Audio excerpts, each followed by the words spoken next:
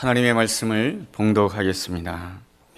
그러므로 하나님이 홍해의 광야길로 돌려 백성을 인도하시매 이스라엘 자손이 애굽 땅에서 대열을 지어 나올 때에 모세가 요셉의 유고를 가졌으니 이는 요셉이 이스라엘 자손으로 단단히 맹세하게 하여 이르기를 하나님이 반드시 너희를 찾아오시리니 너희는 내 유고를 여기서 가지고 나가라 하였음이더라.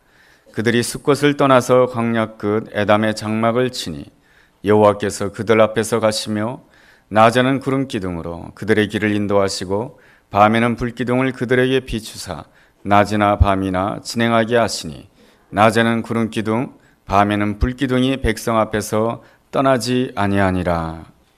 가장 어두운 생애를 살았지만 항상 소망을 노래했던 한 사람이 있습니다. 그 사람은 2년 전에 세상을 떠났던 강영우 박사님이라고 하는 분이십니다. 그분은 중학교 시절에 갑작스러운 사고로 인하여 눈을 잃어버리게 됩니다. 앞을 볼 수가 없는 사람이 되었습니다. 그것도 너무나도 힘들고 어려운데 얼마 있지 않아서 어머니를 잃어버리게 되고 또한 누이를 잃어버리게 됩니다. 사람들은 이 강영우 박사가 이 청소년 시기 때 어린 강영우를 보고 재수없다라고 말합니다. 앞을 보지 못하는 사람이라고 재수없다고 말하고요. 어떤 이는 이 어린 강영우에게 소금을 뿌리기도 합니다. 그러한 냉대와 수치를 받았으면서도 끊임없이 하나님을 바라보면서 공부에 매진하였습니다. 그렇게 공부하고 또 공부하다가 미국까지 가서 공부하게 되고요. 학교를 졸업하고 우리 모두가 알다시피 그는 마지막에 미국 백악관에 들어가서 차관보라고 하는 직책까지 누리게 되는 놀라운 사람이 되었습니다. 많은 사람들이 그 강영우 박사를 보면서 참 아름다운 생애를 살았다, 위대한 생애를 살았다라고 말하는 것은 힘든 가운데서도 성공했기 때문이 아니고 그의 인생의 마지막이 아름다웠기 때문에 그러한 것입니다. 그의 나이 68세가 되었을 때 췌장암 선고를 받게 됩니다. 암을 치료하는 가운데 제일 힘든 부분이 췌장암이라고 하죠. 쉽지 않다라고 하는 것을 알게 되었습니다. 주변에 있는 모든 사람들은 그에게 일연 치료를 권하고 일연 수술을 권하고 많은 치료를 권하였지만은 이 강영우 박사님은 췌장암이 왔을 때에 부인에게 이렇게 말합니다. 이제 내가 그만 살아야 되는가 봅니다. 하나님께서 나를 부르시는 것 같습니다. 난 일생 동안 앞을 보지 못하는 생애를 살았지만 너무나도 고맙습니다. 너무나도 감사했습니다. 이렇게 고백하면서 그는 후학들을 위하여서 특별히 평화를 위하여 세계 평화를 위하여서 공부하는 후학들을 위하여서 20만 달러라고 하는 그 장학금을 내놓았습니다. 그러면서 그가 이렇게 말합니다. 특별히 미국에서 공부하는 한국 학생들에게 이 장학금이 주어졌으면 좋겠다라고 이렇게 말합니다. 그의 아름다운 점은 뭐냐면 죽는 순간에도 감사합니다, 고맙습니다라고 고백했다라고 하는 것이며 죽는 순간에도 바로 그는 자신이 해야 될 일에 집중하며 잘 감당했다라고 하는 것입니다. 또한 그는 그 죽는 순간에도 마지막까지 혼신의 힘을 다해서 쓴 책이 있는데 그 책의 제목은 이렇습니다. 내 눈에는 희망만 보였습니다. 여러분, 앞을 보지 못하시는 분이 책 제목을 내 눈에는 희망만 보였습니다 라고 이렇게 제목을 잡았던 것입니다. 그의 고백 가운데 이러한 내용이 있습니다. 한평생 주님만 보고 걸었습니다. 나를 보면 어두움인데 주님을 바라보니 빛이었습니다. 그래서 주님만 바라보았습니다. 사람들은 칠흑과 같은 어둠 속에 살면 기분이 어떠냐고 묻습니다. 그렇지만 그것은 사람들이 모르고 하는 소리입니다. 나는 어둠 속에 있지 않았습니다. 늘 빛으로 가득했고 그 빛이 너무 눈부셔서 저는 늘 짙은 선글라스를 쓰고 살았습니다. 선글라스를 쓰니 빛 속에 계신 주님이 더욱 선명하게 보였습니다. 때로는 주님이 손에 잡힐 듯 하기도 하고 또한 주님을 보고 있으니 내 가슴이 막 뛰기도 하였습니다.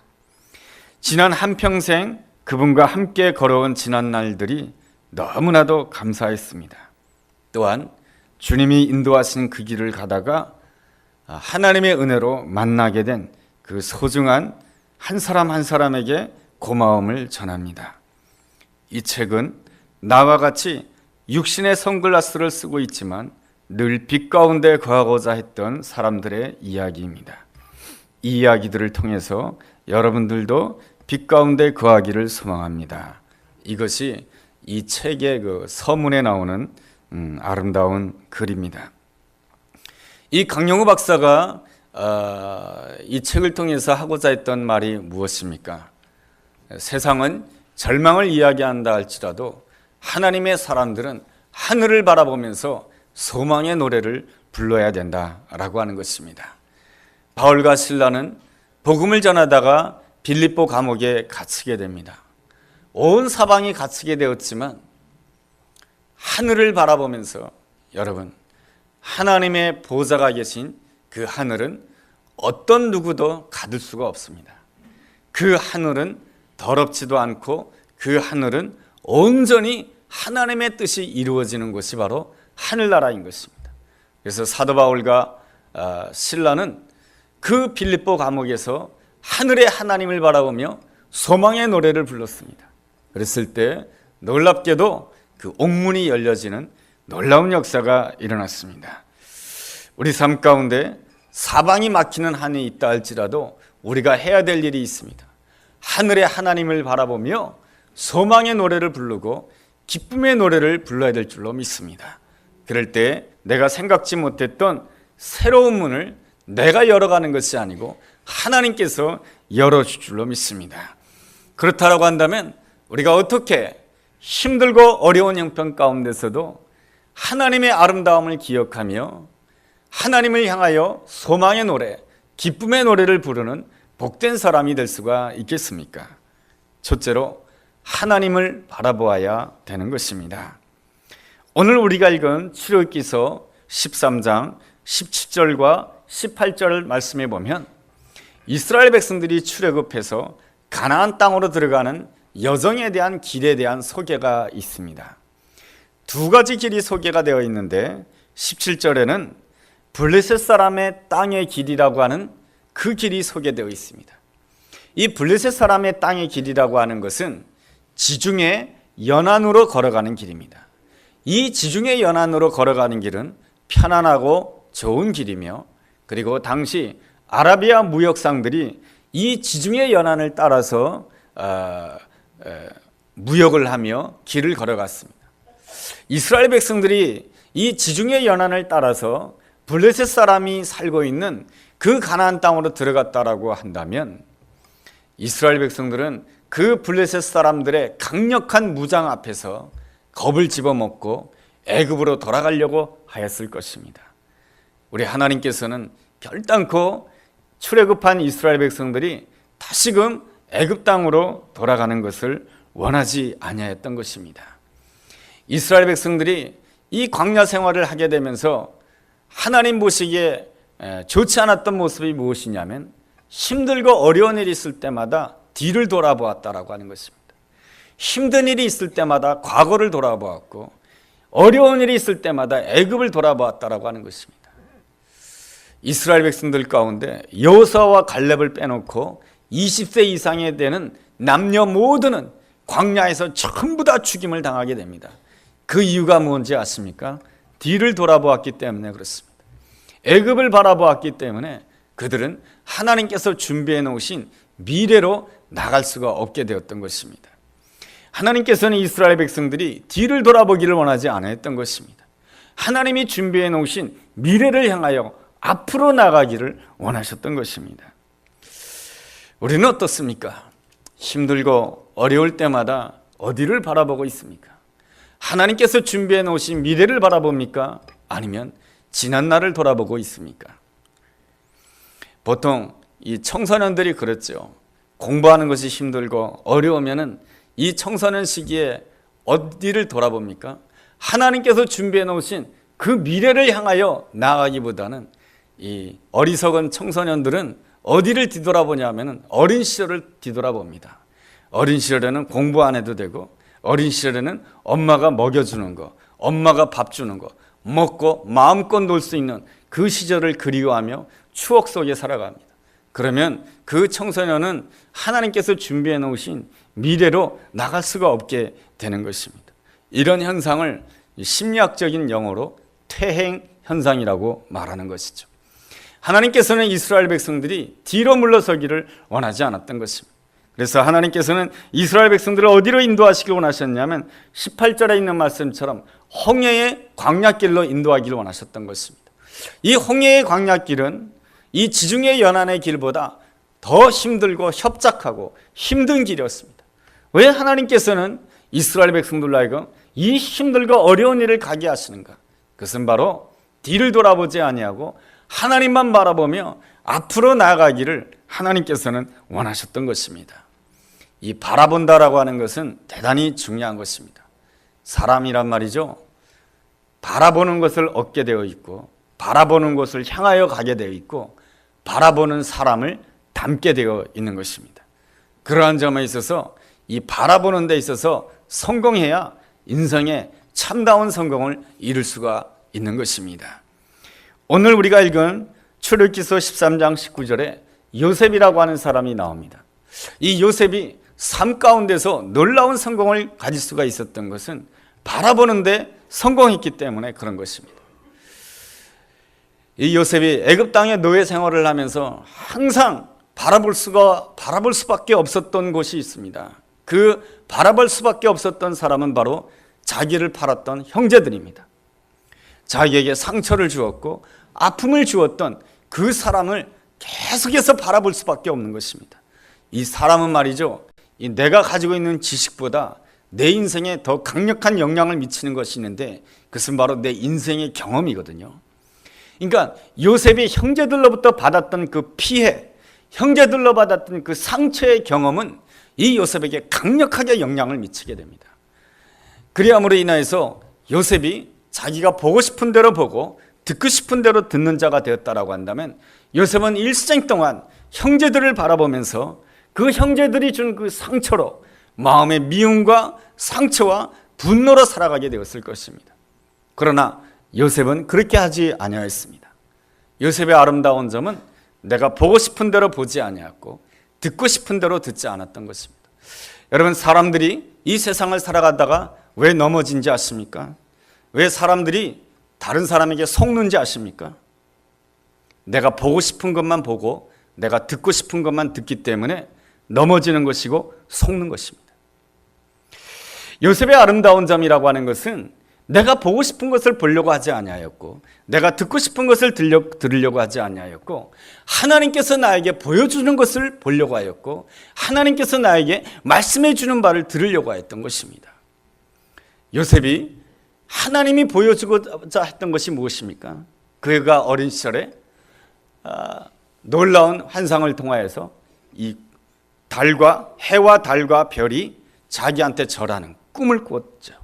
그래서 요셉은 항상 하나님께서 나에게 보여주시는 것을 보려고 하였고 항상 하나님께서 나에게 들려주시는 그 말씀을 들으려고 하였기에 그는 하나님께서 준비해 놓으신 미래로 나아가는 이 복된 사람이 될 수가 있었던 것입니다. 보는데 성공해야 되고 듣는데 성공해야 될 줄로 믿습니다. 그래야 하나님께서 예배해 놓으신 미래로 나아가는 복된 사람이 될 수가 있는 줄로 믿습니다. 오늘 여러분들이 무엇을 보고 있습니까? 무엇을 듣고 있습니까? 과거를 보고 있지 않습니까? 남의 이야기를 듣고 있지 않습니까? 수근수근대는 이야기를 듣고 있지 않습니까? 이 모든 것 하나님이 듣기를 원하는 것입니까? 하나님이 보기를 원하는 것입니까? 오 하나님, 내가 지금 보아야 될 것이 뭡니까? 오 하나님, 내가 지금 들어야 될 것이 무엇입니까?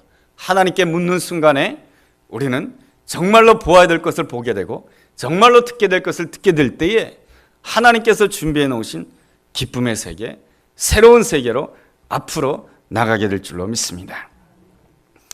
이 과거를 벗어버린다라고 하는 것은 누구에게나 쉬운 일이 아닌 것입니다. 그 과거의 경험을 떨쳐버리는 것은 굉장히 어렵습니다.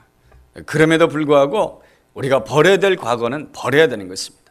그래야 하나님께서 준비해 놓으신 복된 미래로 나갈 수가 있게 되는 것입니다. 예수님께서 십자가에 못 박히실 때에 옆에 한 강도가 있었습니다. 그 강도는 아마 지난 날을 돌아보면서 후회할 수가 있을 것입니다. 아, 내가 왜 이렇게 살았을까? 내가 왜 그런 사람을 만났을까? 그런 사람을 만나지 않았으면 내가 이 길을 오지 않았을 텐데 왜 내가 그러한 일을 했을까? 그러한 일을 하지 말았어야 했는데 하면서 지난 날을 돌아보면서 지난 날을 바라보면서 오늘을 후회했다라고 한다면 그 강도의 인생은 그 십자가에서 죽는 것으로 끝났을 것입니다. 그러나 그 강도는 과거를 바라보지 아니하고 바로 내 옆에 계신 예수님을 바라보았습니다. 예수님을 바라보면서 예수님 앞에 이렇게 고백합니다. 예수님께서 하나님의 나라에 이르게 되었을 때 나를 좀 기억해 주십시오. 그랬을 때 예수님께서 뭐라고 대답해 주십니까? 오늘 네가 나와 함께 낙원에 있게 될 것이다. 오늘 이 순간부터 너는 나와 함께하는 자가 될 것이며 오늘 이 순간부터 하나님의 은혜가 너와 함께 하게 될 것이다 라고 약속해 주셨습니다. 오늘 내가 어떠한 형편을 가졌는가? 지나온 과거가 어떠하느냐? 그거보다 더 중요한 것은 오늘 내가 누구를 바라보고 있느냐? 이것이 바로 더 중요한 것인 줄로 믿습니다. 오늘 우리 삶 가운데 문제가 있고 어려움이 있다 할지라도 우리는 눈을 들어서 주님을 바라봐야 되는 것입니다. 주님만이 내 인생에 새로운 길을 열어갈 수가 있고 주님만이 내 생각을 뛰어넘는 놀라운 일로 함께 할 수 있는 줄로 믿습니다. 베드로가 풍랑 가운데 물속에 빠졌을 때 누구를 바라보았습니까? 예수 그리스도를 바라보게 되었을 때 바다 위도 걷게 되는 놀라운 역사를 체험하였습니다. 그 아름다운 역사가 우리에게도 체험이 되고 우리에게도 은혜가 되기를 주의 이름으로 축원합니다. 둘째로 하나님을 바라보게 되었을 때 하나님이 반드시 나를 찾아와 주신다라고 하는 것을 믿어야 되는 것입니다. 우리가 읽은 출애굽기서 13장 19절 중반절에 보면 이런 말씀이 있죠. 하나님이 반드시 너희를 찾아오시리니. 우리가 하나님을 바라보며 하나님을 사모한다라고 한다면 늦지 않은 그때에 하나님께서 반드시 나를 찾아와 주신다라고 하는 것입니다. 이것이 바로 오늘 말씀을 통해서 우리에게 주시는 아름다운 약속의 말씀인 것입니다. 요셉이 애굽 땅에 노예 생활하였지만은 형통할 수 있었던 이유가 무엇입니까? 하나님께서 반드시 나를 찾아와 주신다라고 하는 것을 믿었기 때문에 그런 것입니다. 요셉이 감옥이라고 하는 인생의 밑바닥 가운데 떨어졌으면서도 그 감옥 안에서도 형통의 삶을 누릴 수 있었던 이유가 무엇입니까? 하나님께서는 반드시 은혜로 나를 찾아와 주신다라고 하는 것을 믿었기 때문에 그런 것입니다. 나 같은 인생에게, 나같이 못난 인생에게, 나같이 밑바닥으로 떨어진 인생에게 누가 찾아올까? 하나님이 찾아올까? 그러나 우리 주님께서는, 나를 위하여 십자가 지신 주님께서는 오늘도 잃어버린 양을 찾고 계시는 놀라우신 주님이신 줄로 믿습니다. 내가 주님 앞에서 내가 잃어버린 양이며 내가 못난 자이며 나 자신에 대해서 겸손하게 고백한다라고 한다면 내가 아무리 인생의 밑바닥에 있다 할지라도 하나님께서 나를 찾아와 주시는 놀라운 은혜를 체험하게 될 줄로 믿습니다. 요셉이 형제들을 만나게 되었을 때 형제들을 보자마자 마음 가운데 좋지 않은 감정이 끓어오를 수밖에 없었습니다. 그러나 요셉은 그 가운데서도 하나님이 나를 찾아와 주실 것을 믿었습니다. 하나님, 내가 이 가운데 어떻게 해야 됩니까? 하나님, 나를 찾아와 주시옵소서.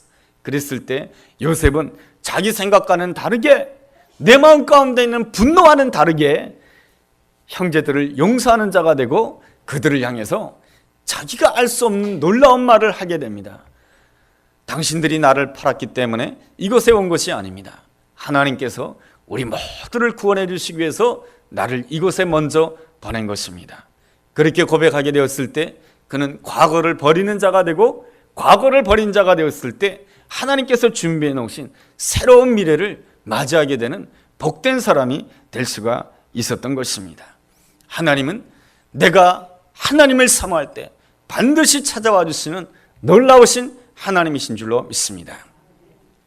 리처드 앱이라고 하는 사람이 있는데요, 그분이 쓴 하늘나라 기행문이라고 하는 책이 있습니다. 그 책 안에 자기 아버지에 대한 이야기를 썼는데요, 리처드 에비 씨의 아버지는 에비입니다. 그러니까 성이 에비이니까 에비입니다. 이 에비 씨는 그 과학자입니다. 그래서 미국에 있는 제너럴 일렉트릭 회사에서 연구진이었습니다. 연구진이었는데 그에게 주어진 연구 과제가 무엇이냐면 애자를 발명하라고 하는 것입니다. 이 애자라고 하는 것은 뭐냐면 수력발전소에서 전기를 생산하게 되면 멀리 보내야 됩니다. 도시까지. 그래야 도시에 불을 밝힐 수 있지 않겠습니까? 근데 그냥 전선만 이을 수가 없어요. 그 전선 중간중간에 애자를 놓아야 되는 것입니다. 그 애자를 가져야 이 전압이 떨어지지 아니하고 생산된 그 에너지를 그 원하는 지역까지 잘 전달할 수가 있게 되는 것입니다. 그래서 그 애자를 발명하려고 했는데 쉽지가 않았습니다. 열심히 연구했는데도 연구 결과가 나오지 않습니다. 너무나도 지친 나머지 연구실에서 하나님, 전 더 이상 못하겠습니다 하고 잠이 들고 말았습니다. 그 다음날 아침이 되었습니다. 아침이 되어서 이 에비 씨는 이 성경책을 폈습니다. 어디를 폈냐 하면은 성경책을 탁 펴서 읽기 시작했는데 요한복음 2장을 읽게 되었습니다. 요한복음 2장에 무슨 말씀이 기록되어 있습니까? 예수님께서 갈릴리 가나 혼인잔치에 가셔서 물을 포도주로 바꾸시는 놀라운 역사가 기록되어 있습니다. 그 말씀을 읽으면서 이 에비 씨는 이런 생각이 들었습니다. 예수님은 참 놀라우신 분이시네.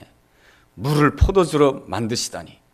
물을 포도주로 만들려면 수백만 볼트의 그 전기가 필요했을 텐데 어떻게 이 수백만 볼트의 이 전기를 이 물속에다가 보낼 수가 있었을까?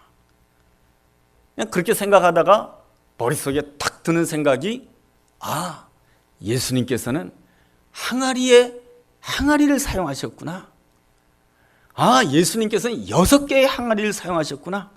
그 생각이 딱 드는 순간에 애자를 무엇으로 만들었냐 하면 도자기로 만든 것입니다. 애자를 무엇으로 만들었냐면 사기로 만든 것입니다. 하얀 사기, 도자기 말이죠. 이 도자기 애자를 만들므로 인하여 가지고 이 전기를 이 먼 지역까지 전기를 손실하지 아니하고 보낼 수 있게 되었다라고 하는 것입니다. 이렇게 하나님께서 찾아와 주실 때는 내가 생각지도 못했던 그 놀라운 생각을 하게 되는 귀한 역사가 있게 되는 줄로 믿습니다. 요셉의 아름다운 점은 죽는 순간에도 놀라운 생각을 했다라고 하는 것입니다. 여러분, 이 요셉은 가진 고생을 하였지만 애굽 땅에 총리가 되었습니다. 넉넉하게 살게 되었습니다. 이렇게 행복하게 살게 되었으니 참 감사하다. 이렇게 살다가 세상을 떠나게 되었으니 참 고맙습니다. 이렇게 하고 세상을 떠날 수도 있었겠지만 요셉은 창세기 50장 24절에 보면은 그가 유언을 하게 됩니다. 내가 이제 죽게 됩니다. 그렇지만 내가 여러분들에게 당부합니다. 바로 아브라함의 하나님, 이삭의 하나님, 야곱의 하나님이 주신 그 가나안 땅에 우리 후손들이 반드시 가야 됩니다. 하나님께서는 반드시 찾아와 주실 것입니다. 그렇다라고 한다면 우리는 반드시 그 땅에 가야 됩니다 하면서 그 후손들에게 새로운 꿈을 주고 있는 그러한 모습을 보여주고 있습니다. 이를 통해서 우리가 알 수 있는 것이 무엇입니까? 내가 죽는 자리에 있다 할지라도 하나님께서 나에게 찾아와 주시면 새로운 생각을 하게 되고 새로운 꿈을 꾸게 된다라고 하는 것입니다. 여러분, 하나님께서 우리에게 어떻게 응답하는지 아십니까? 제일 먼저 생각하게 하십니다. 그래서 항상 여러분의 생각을 지켜야 되는 것입니다. 더러운 생각, 좋지 않은 생각을 하게 되면 하나님의 응답을 누릴 수가 없습니다. 그래서 먼저 하나님이 기뻐하는 좋은 생각을 가져야 됩니다. 그리고 하나님께서는 우리로 하여금 기도하게 하십니다. 그 다음에 하나님께서 새로운 일을 이루시는 분이 우리의 하나님이십니다. 그러므로 내가 어떠한 형편 가운데 있다 할지라도, 내가 죽는 자리에 있다 할지라도 우리가 사모해야 될 것은 하나님이 반드시 나를 찾아와 주신다라고 하는 확신 가운데 주님을 바라볼 때 우리는 주 안에서 새로운 생각, 새로운 꿈을 가질 수가 있고 그 가운데 하나님이 행하시는 새 일을 체험할 수 있게 되는 줄로 믿습니다. 셋째로, 하나님을 바라보는 자는 하나님의 인도함을 받아야 됩니다. 하나님의 인도함을 받기 위해서 제일 중요한 것이 있습니다. 그게 뭐냐면 나의 생각과 나의 입장을 내려놓을 줄 알아야 되는 것입니다. 나의 생각과 나의 입장을 고수하게 되면 하나님께서 나를 찾아와 주시기 힘든 것입니다. 나와 함께 하시기가 힘든 것입니다. 왜냐하면 나의 생각을 고수하고 있기 때문에, 내가 처한 입장을 고수하고 있기 때문에 하나님의 음성을 들을 수가 없게 되는 것입니다. 요셉이 만약에 애굽의 총리가 되는 것이 인생의 최종 목적이 되었다라고 한다면 그의 인생은 내리막길이 될 수밖에 없는 것입니다. 왜냐하면 요셉이 눈에 보이지 않는 하나님을 바라보지 않고 눈에 보이는 것에 목적을 두었기 때문에 하나님께서 더 이상 그에게 찾아올 수가 없는 것입니다. 하나님이 찾아오지 아니하면 그의 인생은 내리막길로 갈 수밖에 없는 것입니다. 사무엘하서 3장 1절 말씀 보면 이런 말씀이 있습니다. 사울의 집안은 점점 쇠퇴해져 가고 다윗의 집안은 점점 강성해져 갔더라. 왜 사울의 집안은 점점 쇠퇴해져 가고 다윗의 집안은 점점 강성해져 갈 수가 있었을까? 이 사울은 왕의 자리가 목표였던 것입니다. 눈에 보이는 것이 목표로 하는 그 순간부터 하나님께서 그를 찾아올 수가 없었던 것입니다. 하나님께서 그를 찾아오지 않았을 때는 이 사울의 집안은 점점 쇠퇴해져 가고 그 사울의 집안이 융성했던 집안 가운데 무비보셋이라고 하는 연약한 아들 하나밖에 남지 못하는 그러한 결과를 맞이하게 됩니다. 그러나 다윗은 점점 강성해져 갑니다. 왜 그런 겁니까? 다윗이 왕의 자리를 목표로 하지 않았기 때문에 그런 것입니다. 우리가 눈에 보이는 것에만 목표를 두고 아 좋다, 아 기쁘다 하는 그 순간부터 내리막길이 되는 것입니다. 이 다윗은 눈에 보이는 왕의 자리에 집착한 것이 아니고 하나님이 나와 함께 하시는 것에 사모하였습니다. 지금 있는 내 자리가 어떻게 될까에 관심을 가지기보다는 하나님의 영이 나의 삶 가운데 떠나면 어떨까? 그것 때문에 전전긍긍했던 사람이 다윗인 것입니다. 그러기에 이 다윗은 하나님의 말씀이라고 한다면 온전히 순종할 수 있는 사람이 되었던 것입니다. 다윗은 물질이 많은 사람이었습니다. 다윗은 모든 사람들로부터 인정받는 위대한 왕이었습니다. 그러니 다윗이 성전을 건축한다라고 한다면 모든 사람들이 박수를 쳐줄 것이며 잘했다라고 말해줄 것입니다. 심지어 나단 선지자도 그의 얘기를 듣자마자 왕이시여 너무 옳은 결정을 했다라고 했습니다. 그러나 하나님께서는 이 나단 선지자를 통해서 생각을 바꾸게 했습니다. 성전 건축을 못하게 했습니다. 그랬을 때 다윗이 어떻게 했습니까? 그것을 그대로 받아들이게 됩니다. 순종하게 됩니다. 왜 내가 할 수 있는 거 못하게 하느냐? 그렇게 하지 않았습니다. 순종하게 됩니다. 그랬을 때 사무엘하서 7장에서 하나님께서 다윗에게 축복해 주십니다. 내가 너를 견고해 주게 할 것이며 너뿐만 아니라 너의 후손 대대로 견고하게 해줄 것이다 라고 약속해 주었습니다. 그가 강성해질 수 있었던 이유가 무엇입니까? 눈에 보이는 자리에 목적을 두지 아니하였고 하나님과의 아름다운 관계에 목적을 두었기 때문에 그런 것입니다. 예수님께서 이 땅에다만 목적을 두셨다라고 한다면 예수님은 십자가상에서 절망하셨을 것입니다. 그러나 예수님께서는 하늘 아버지와의 그 아름다운 관계에 집중하셨습니다. 그러기에 그 골고다의 자리, 죽음의 자리는 생명의 자리와 부활의 자리로 바뀌어진 줄로 믿습니다. 오늘 우리가 힘들고 어려운 가운데 있다 할지라도 우리는 무엇보다도 제일 먼저 하나님을 바라보는데 성공해야 됩니다. 내가 보고 싶은 것만 보고 내가 듣고 싶은 것만 들으면 바라보는데 성공할 수가 없습니다. 하나님을 바라보는데 성공하면 하나님께서 늦지 않는 시간에 반드시 나를 찾아와 줄 줄로 믿습니다. 하나님께서 나를 찾아와 주신다라고 한다면 나는 하나님이 인도하시는 불기둥과 구름기둥의 인도를 받을 수 있습니다. 구름기둥과 불기둥의 인도를 받으면 우리의 마지막은 생명이며 우리의 마지막은 부활인 줄로 믿습니다. 우리의 마지막은 아름답게 결정되도록 이미 하나님께서 예배해 놓으신 줄로 믿습니다. 그러므로 하나님을 바라보는 가운데 하나님께서 반드시 나를 찾아오신다고 하는 믿음을 가지고 하나님의 인도함을 받을 때에 하나님께서 열어주시는 새로운 길을 우리가 체험하고 하나님께서 열어주시는 새로운 인생의 문을 체험하는 우리 모두가 되기를 주님의 이름으로 축원합니다. 기도하겠습니다. 하나님 아버지, 오늘 우리로 하여금 힘들고 어려운 길을 가도록 허락하신 것은 세상 바라보지 말고 사람 바라보지 말고 오직 하나님만 바라보라고 하는 하나님의 거룩한 뜻이 있는 줄로 믿습니다. 오직 하나님을 바라보는 데 성공함으로 인하여 하나님께서 내 삶 가운데 반드시 찾아와 주시는 놀라운 애 체험하게 하여 주옵소서. 그래함으로 인해서 내 생각과 내 경험을 뛰어넘는 새로운 길을 열어주시고 부활의 문을 열어주옵소서. 그 놀라운 은혜 체험하기에 부족함이 없는 우리 모두가 되도록 주여 축복하여 주옵소서. 예수님 이름으로 기도했습니다. 아멘.